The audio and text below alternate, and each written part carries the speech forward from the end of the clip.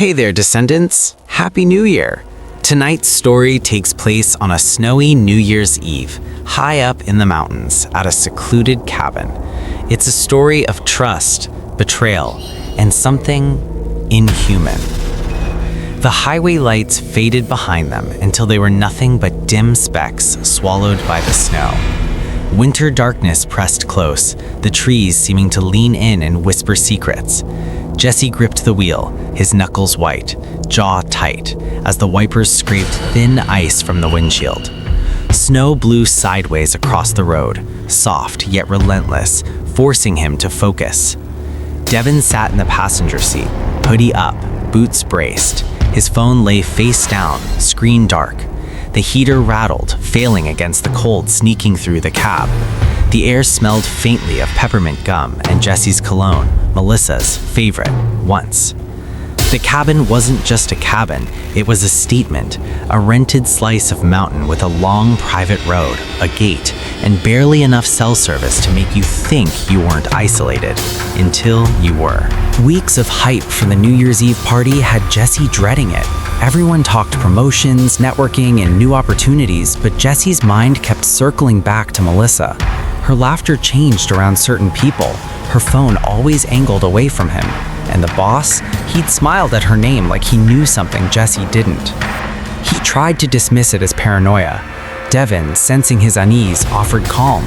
"You're overthinking. You always do this when you care." Jesse wanted to believe him. He wanted to trust Melissa, to stop imagining the worst. The cabin lights finally appeared through the trees, golden and warm. Music pulsed faintly and cars lined the plowed circle in front. Inside, the cabin was alive with people, laughter, and celebration. Melissa appeared, warm and glowing, kissing Jesse briefly and reassuring him. For a moment, the suspicion eased, but then things changed. Melissa stepped away to take a call. Jesse followed, heart pounding. Devin went ahead, and suddenly he saw it. Melissa and Devin, too close, too intimate. Time froze. Words like "it's complicated" echoed in Jesse's mind, hollow and false. Before he could react, chaos erupted. A window shattered. A massive creature, taller than a man, fur matted and scarred, claws long and curved, hit the floor with a heavy crash. It was DOGMAN. Panic consumed the room. People screamed and ran. Jesse bolted, navigating broken glass and chaos. They ducked into his storage room, then out into the storm. DOGMAN was relentless, its weight crushing and claws ripping. And then Jesse realized the truth. Melissa and Devin had chosen him as the sacrifice to survive.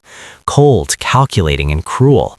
The creature attacked, and Jesse, he never made it out. Hours later, sirens cut through the storm. The cabin was destroyed. Some survived, Melissa and Devin, scarred and shaken, telling their version of events.